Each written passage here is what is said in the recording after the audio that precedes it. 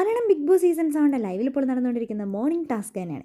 Big boss വീട്ടിൽ നിന്ന് നിങ്ങൾ പുറത്തു പോയി കഴിഞ്ഞാൽ നിങ്ങൾ ഏറ്റവും അധികം മിസ്സ് ചെയ്യുന്ന കാര്യം എന്തായിരിക്കുമെന്നാണ് ബിഗ് ബോസ് ചോദിച്ചത്.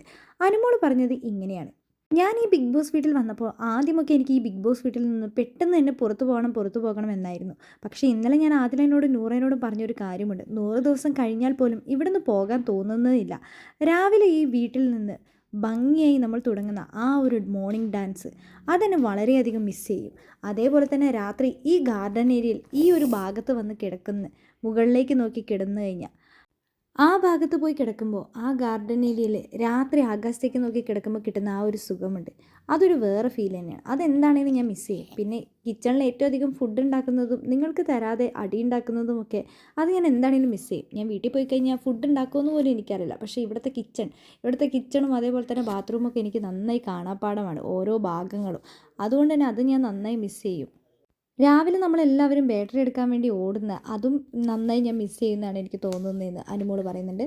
അനീഷിട്ടും പറഞ്ഞത് ഇങ്ങനെയാണ്: ഞാൻ ഇതിൽ കൂടെ നടക്കുന്ന ഒരു നേർരേഖയുണ്ട്, ആ ഒരു അതിൻ്റെ അടിയിൽ ഒരു സ്പേസ് ഉണ്ട്, അതേപോലത്തെ ഒരു നേർരേഖ, അത് ഞാൻ എന്താണെങ്കിലും മിസ് ചെയ്യും. അതേപോലെ തന്നെ ഞാൻ എപ്പോഴും ഇരിക്കുന്ന മഞ്ഞ സോഫ ലിവിങ് ഏരിയയിൽ, അതേപോലെ തന്നെ ലിവിങ് ഏരിയയുടെ ആ ഒരു സൈഡ് സോഫയിൽ ഞാൻ ഇരിക്കുന്ന അതും ഞാൻ മിസ് ചെയ്യും.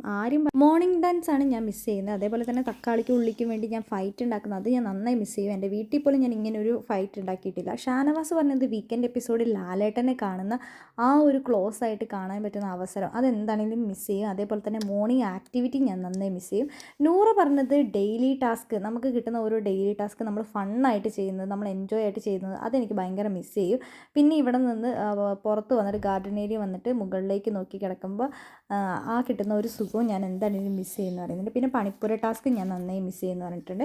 നെവിൻ പറഞ്ഞത് ഞാനാണ് ഈ ബിഗ് ബോസ് വീട്ടിലൊരു മോഷ്ടാതാവ്, അതുകൊണ്ട് തന്നെ കിച്ചണിലെ കബോർഡും അതേപോലെ തന്നെ എല്ലാ സാധനങ്ങളും നിങ്ങളെല്ലാം ഒളിപ്പിച്ച് വെക്കുന്ന സാധനങ്ങളൊക്കെ എനിക്കറിയാം. അതുകൊണ്ട് കിച്ചൺ ഞാനായിരിക്കും ഏറ്റവും കൂടുതൽ മിസ് ചെയ്യുന്നത്. പിന്നെ നമ്മുടെ മൈക്ക് നമ്മൾ എന്താണെങ്കിലും മിസ് ചെയ്യും. കാരണം ഇത്രയും ദിവസം നമ്മൾ മൊബൈൽ ഫോണൊന്നും ഇല്ലാതെ മൈക്ക് മാത്രമാണ് യൂസ് ചെയ്തത്. അപ്പോൾ എന്താണെങ്കിലും അതും മിസ് ചെയ്യും. പിന്നെ ഞാൻ സ്പൈക്കൂട്ടനെയാണ് മിസ് ചെയ്യുന്നതെന്ന് പറയുന്നുണ്ട്. പിന്നെ സാബുമാൻ പറഞ്ഞത് ഡാൻസ് കളിക്കുന്നത്, രാവിലെ തന്നെ മോർണിംഗ് ഡാൻസ് കളിക്കുന്നത് എന്താണെങ്കിലും മിസ് ചെയ്യും. പിന്നെ വീക്കെൻഡ് എപ്പിസോഡിൽ ലാലേട്ടനുമായി സംസാരിക്കുന്നത്, പിന്നെ ഞാൻ ഈ ബീൻ ബാഗിലിരുന്ന് എല്ലാവരെയും വാച്ച് ചെയ്യാറുണ്ട്. ഒരു TV കാണുന്നത് പോലെയാണ് ഞാൻ എല്ലാവരെയും നോക്കാറുള്ളത്. അതേപോലെ തന്നെ അക്ബർ പറഞ്ഞത് ഈ ബിഗ് ബോസ് സീസൺ 7 എന്ന് എഴുതിയിരിക്കുന്ന ആ ദൂരത്തു നിന്ന് നോക്കി കാണുമ്പോൾ അതൊരു വേറെ ഫീലാണ്. പിന്നെ ബിഗ് ബോസിൻ്റെ സൗണ്ട് എന്താണെങ്കിലും മിസ് ചെയ്യുന്നതാണ് പറഞ്ഞിരിക്കുന്നത്.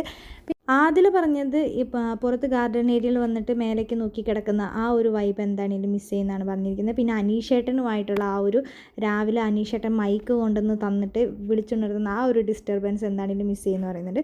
ലക്ഷ്മി അതേപോലെ തന്നെ പറഞ്ഞത് നിങ്ങളെല്ലാവരും ആ ഒരു ഗാർഡൻ ഏരിയയിൻ്റെ ആ ഒരു സൈഡ് പോർഷനിലിരുന്ന് സംസാരിക്കുന്നത് കാണാൻ നല്ല രസമുണ്ട്. പക്ഷേ ഞാൻ ഒരിക്കലും അങ്ങോട്ട് വന്നിട്ടില്ല, കാരണം ആ ഒരു സൈഡിലിരുന്ന് ഒതുങ്ങിപ്പോകരുതെന്നാണ് ഞാൻ വിചാരിക്കുന്നത്. അതുകൊണ്ട് തന്നെ ആ ഒരു നിങ്ങളുടെ സംസാരമൊക്കെ കാണുന്നതൊക്കെ എനിക്ക് എന്താണെങ്കിലും മിസ് ചെയ്യുന്നതാണ് പറഞ്ഞത്.